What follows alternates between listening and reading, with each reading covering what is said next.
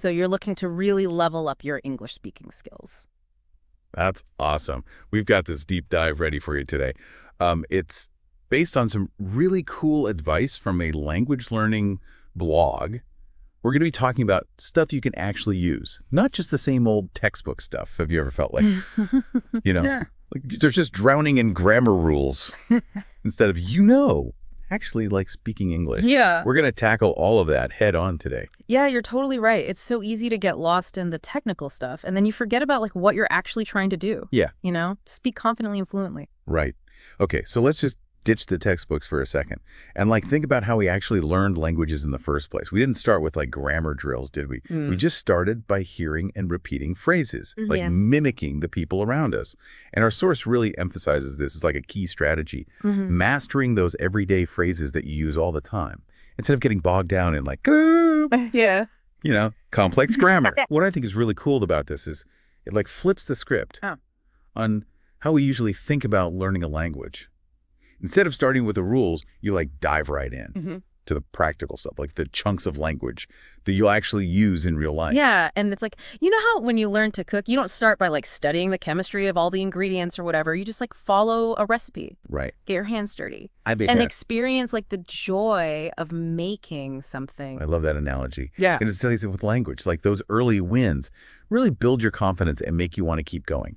So instead of stressing out about the conditional perfect tense, you could practice saying stuff like, can I have the bill, please? Or, excuse me, where's the nearest coffee shop? See, that's already way more useful than diagramming sentences. Yeah. And these are phrases you're going to use all the time, whether you're traveling, working, or just talking with friends. Exactly. And by focusing on this stuff, you're actually training your brain to think in English, to respond automatically. Yeah.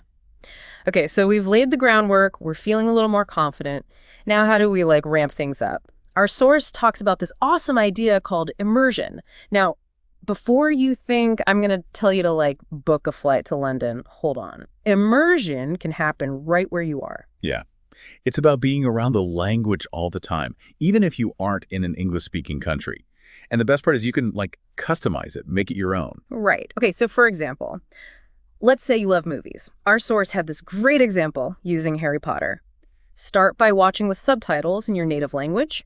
Then once you know what's going on, switch to English subtitles. That gradual change is key. It lets your brain adjust. Yeah. And it's just like when we were kids learning our first language. Right. And then eventually you can ditch the subtitles completely. It might sound kind of scary, but trust me, it's like magic. Your brain starts filling in the gaps. And then all of a sudden you're understanding way more than you thought you could. It's like training your ear to decode the sounds and then connecting them to what they mean. Yeah. And the more you do it, the better your brain gets at it. Right. Okay, so we've got our everyday phrases. We're immersing ourselves in English through movies and music, maybe even changing our phone settings. Now get ready for this next tip. It might sound a little weird. Talk to yourself in English. Oh. I know. You might think I've lost it, but hear me out. I'm listening. This is where the science of language learning gets super interesting, actually speaking. Even if it's just to yourself, activates different parts of your brain than just listening or reading. It forces you to pull up the words from your memory and build sentences. It's like having a practice partner who's always there. That's a good way to put it. Now I get it. Talking to yourself can feel awkward at first. But to make it less intimidating, just try narrating your day in English, just little things. I'm brushing my teeth now. I'm making coffee. Okay. It might sound silly, but it really works. You know what I think is really cool about this? It's kind of like that immersion idea we talked about. But instead of just absorbing the language, you're creating it. Right. So instead of just passively listening to a podcast, you're actually engaging with the language and building your confidence. Exactly. And the more you do it, the less weird it feels. You'll start to notice yourself thinking in English, even when you aren't trying to. Right. Okay, so we're talking to ourselves, we're embracing the awkwardness, and our brains are starting to rewire themselves. But for those of you who want to actually interact with people and test out their skills in real life, our source has another great tip. Find a language partner. That's where it gets really fun. A language partner gives you real-time feedback, helps you practice those conversational skills, and you learn stuff you won't find in textbooks, like slang, all the stuff that makes a language come alive. Right, and it's just more fun to learn with someone. It's like having a workout buddy. You keep each other motivated. Yeah. You celebrate those little wins, And you push each other to reach your goals. And in today's world, it's easier than ever to find someone to practice with.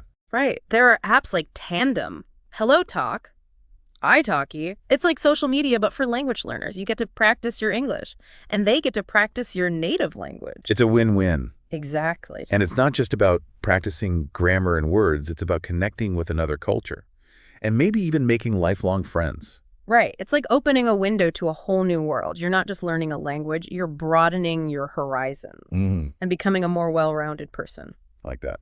Okay, so we've got immersion, self-talk, language partners. We're really building some momentum here. But there's one more key thing our source talks about that I think is super important. Pronunciation.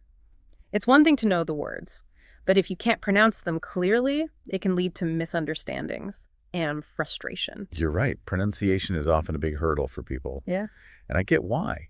English has so many sounds that don't exist in other languages, and even the familiar sounds are often pronounced differently. It's like trying to play a song on a piano with some keys missing. Yeah. But our source actually gives a really fun and effective strategy for getting better at pronunciation.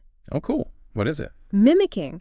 Think about it. We all have our favorite actors, singers, YouTubers, people whose voices we like to listen to. Why not use those voices to help us learn? Oh, that's so smart. Right. So pick someone whose accent you like, whether it's British, American, Australian, whatever you like, and really pay attention to how they pronounce words. Focus on the sounds, the intonation, the rhythm. And this is where the science comes in again. Our brains are amazing at adapting and picking up on patterns. So by listening to those pronunciation patterns over and over, your brain starts to learn them, and your own speech naturally starts to change. It's like learning to dance. You watch the instructor, imitate their moves, and over time you develop your own style. That's a great way to think about it. So turn on that favorite movie, cue up that podcast, and let the mimicking begin. It's time to unleash your inner voice actor and have some fun with it. And remember, it's not about becoming a perfect copy of someone else. It's about finding a pronunciation style that feels good to you. Okay, so we've covered a lot in this first part of our deep dive. We talked about building a strong foundation with everyday phrases. We talked about the power of immersion, finding a language partner to practice with, and even letting loose and mimicking our favorite voices. But before we get too carried away with all these cool strategies, there's one crucial element we need to talk about: goal setting. Absolutely. It's easy to get excited about learning a new language, but without clear goals, you can lose focus and motivation. Exactly. And our source makes a really important point about avoiding the fluency in 3 months trap. Like, let's be real. Learning a language takes time. It does. It takes dedication and a whole lot of patience. The journey, not a sprint. Yeah. And like with any journey, it's good to have a map to know where you're going. So instead of aiming for this big, overwhelming goal of fluency, break it down into smaller steps. I agree. For example, you could set a goal of practicing speaking for 15 minutes a day, or learning 5 new words each week. Little steps build momentum and make you feel good along the way. And don't underestimate the power of actually tracking your progress.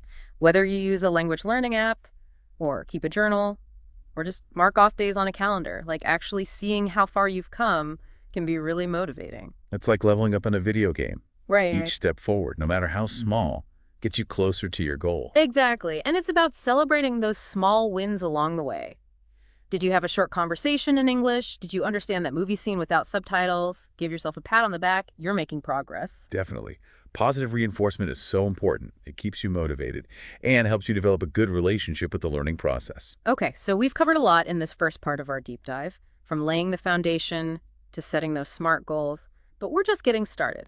Stay tuned for part 2, where we'll go even deeper into the art of mastering English speaking skills. Welcome back to our deep dive on speaking English effectively. We just finished talking about some fundamental strategies, but now we're going to move beyond the basics and explore some really powerful techniques that can take your speaking skills to a whole other level. I am so ready. What's next on our language learning adventure? One theme that really stood out in our research was the importance of active learning. It's not enough to just passively absorb information.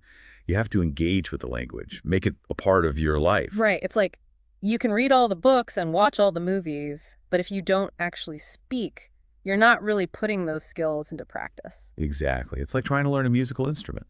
You can study all the theory and watch amazing musicians, But until you actually pick up the instrument and practice, you won't develop those skills. Okay, so how do we apply this to speaking English? What are some ways to make it part of our everyday lives?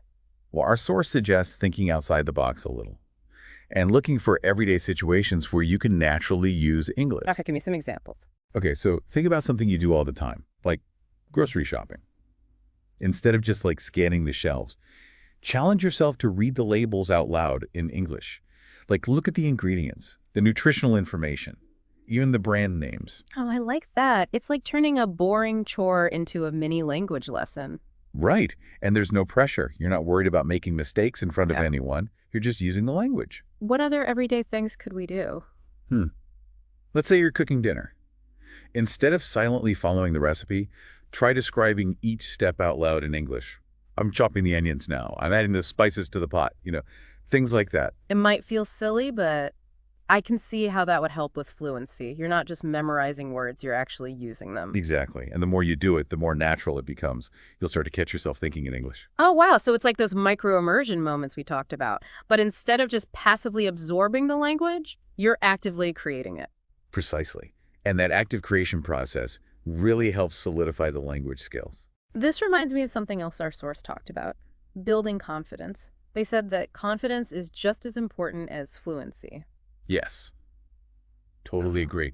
I think so many language learners are afraid of making mistakes, of sounding awkward. But the truth is, everyone makes mistakes when they're learning. It's part of the process. Right. It's like learning to ride a bike. You're going to fall a few times, maybe scrape your knees, but you get back up and keep practicing. I like that analogy. And just like with riding a bike, the more you practice speaking English, the more confident you'll become. You'll start to trust yourself more, and you'll be able to express yourself more freely. And it's that confidence that really lets you connect with people and actually enjoy speaking the language. It's like they say, fake it till you make it. Even if you don't feel confident, act like you are, project your voice, make eye contact. You'll be surprised how much of a difference it makes. Okay, so we've talked about active learning and building confidence. Now let's talk about something a little different, learning styles. Our source mentioned this briefly and suggested that understanding your own learning style can really impact your progress. Yeah, that's such a good point. Everyone learns differently. What works for one person might not work for another. So how do we figure out our learning style? Well, one common way is to think about whether you're more of a visual learner, an auditory learner, a kinesthetic learner, or a read-write learner. Okay, let's break those down. Visual learners, I'm guessing they learn best by seeing things. Yeah, they might like flashcards, diagrams, mind maps, even watching movies with subtitles. They're processing information through images and visuals. Makes sense. And auditory learners, they're all Yeah. about sounds, right? Exactly. They love podcasts, audiobooks, music, conversations. They learn through rhythm and intonation. Okay.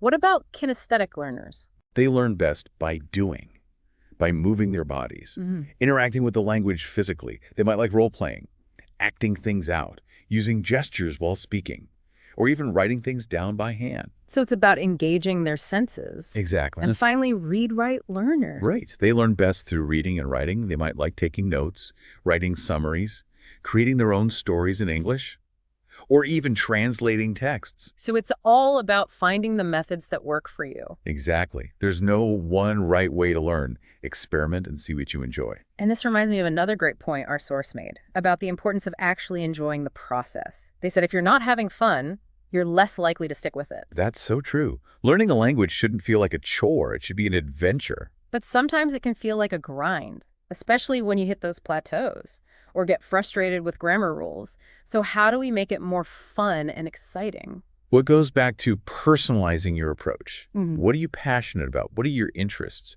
Find ways to connect those things to your language learning.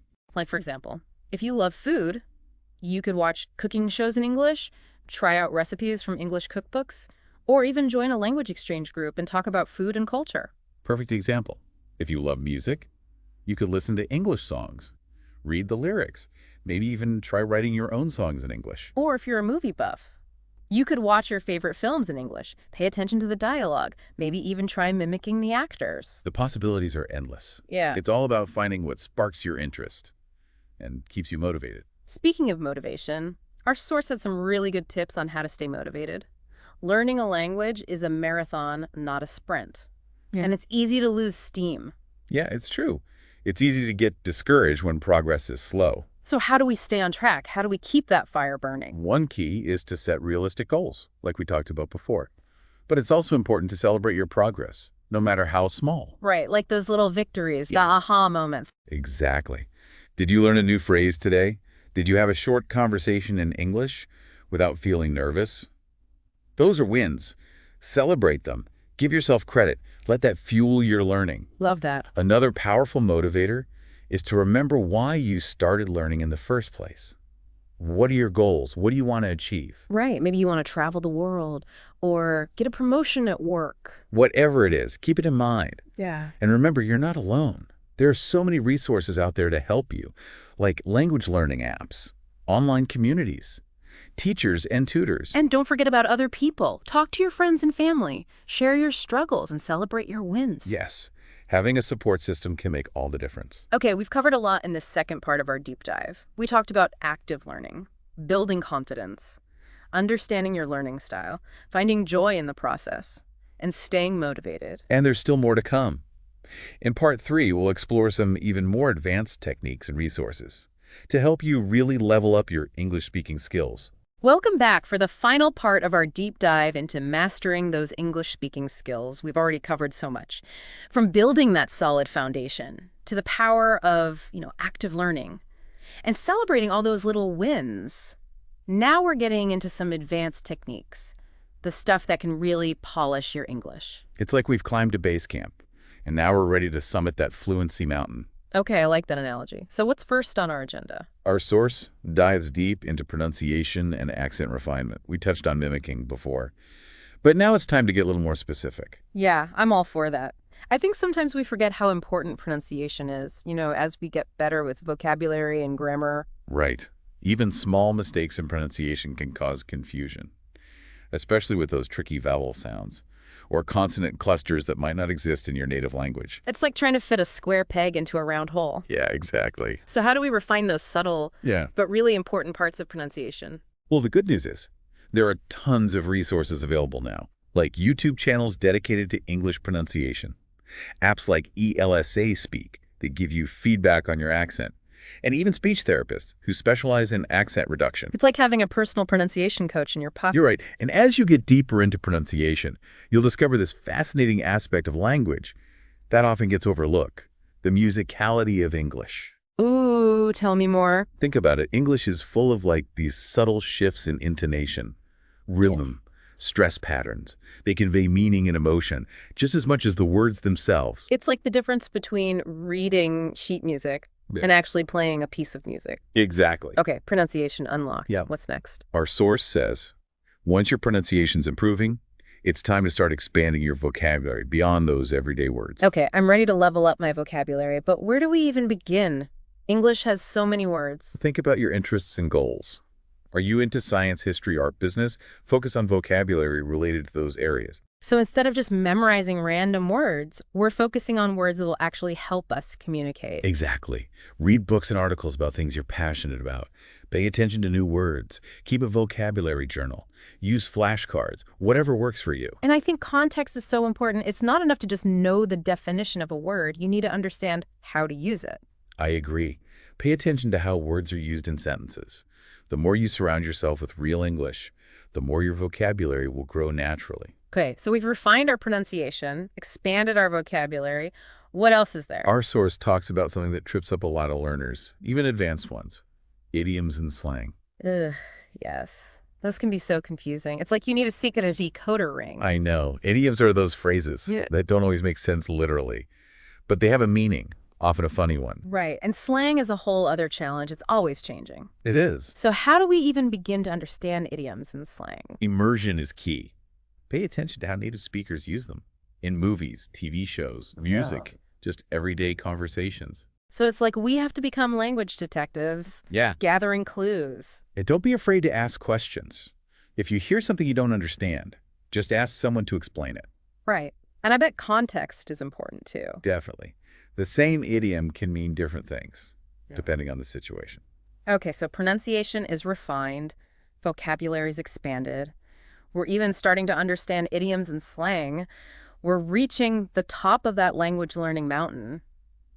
But what happens when we get there? Well, our source says, even at this level, it's important to keep setting new goals. Keep challenging yourself. So it's not about reaching a destination, it's about the journey. Exactly. What kind of goals should we be setting now? Think about your passions. Do you want to write a blog in English? Give a presentation. Maybe even do stand-up comedy. Wow, those are some big goals. They are. But they're achievable if you break them down into smaller steps. So big goals, but small steps. Right. Find resources that can help you. Find mentors or language partners. And most importantly, believe in yourself. And remember, the journey never really ends. It doesn't. There's always more to learn. Well, we've covered so much in this deep dive. From the very beginning to reaching that Fluency Summit. It's been quite a journey. It has. And we hope our listeners feel ready to continue their own language learning adventures. We've shared a lot of strategies, so find what works for you, make it your own, and most importantly, have fun. Yeah, have fun. Remember, learning a language is a gift. It lets you connect with people, expand your world. And it enriches your life. So keep practicing, keep exploring, keep pushing yourself, and never stop believing in yourself. We're here to support you. Until next time, keep learning and keep growing.